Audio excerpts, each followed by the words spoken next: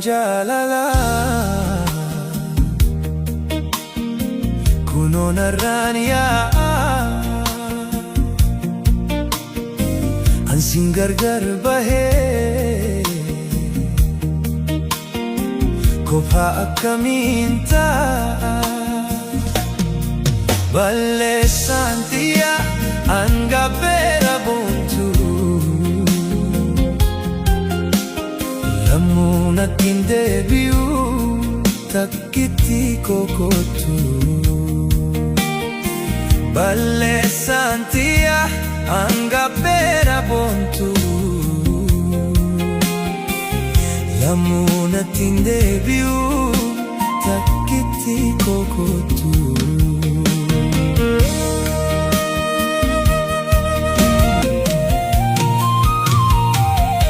Himimanjaalala kunoo narraan yaa'aa ansiin gargar bahee kophaa akkamiin ta'a balleessaan xiyya angabbeera boontuu lammuu nattiin deebi'uu takkitti kokottuu balleessaan xiyya angabbeera boontuu lammuu nattiin deebi'uu takkitti kokottuu wanti ansi godhe ansammuu koo keessa taa'in baduu yeroo maraa dhiifama naaf godhi wanti ansi godhe ansammuu koo keessa taa'in baduu yeroo maraa dhiifama naaf godhi dhiifama naaf godhi baditoo ammarraa dhiifama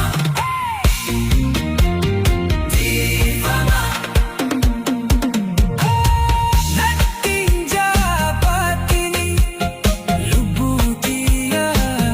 hadaraa jaalala nattiin jaabatini lubbuu xiyya hadaraa jaalala.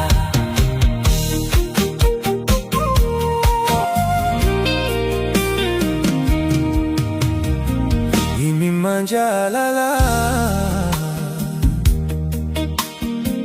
kunoo narraan yaa'aa ansiin gargar bahee kophaa akkamiin ta'a balleessaan xiyya angabbeera boontuu lammuu nattiin deebi'uu takkitti kokottuu balleessaan xiyya angabbeera boontuu lammuu nattiin deebi'uu takkitti kokottuu.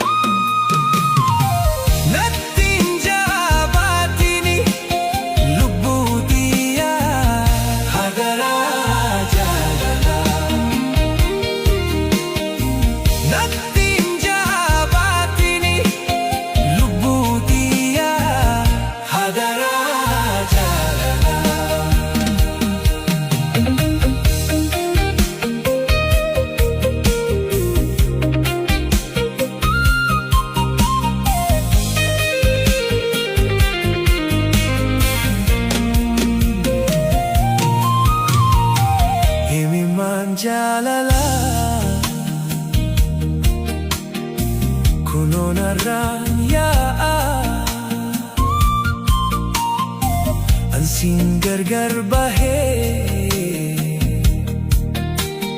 Kopa ak kaminta Balesan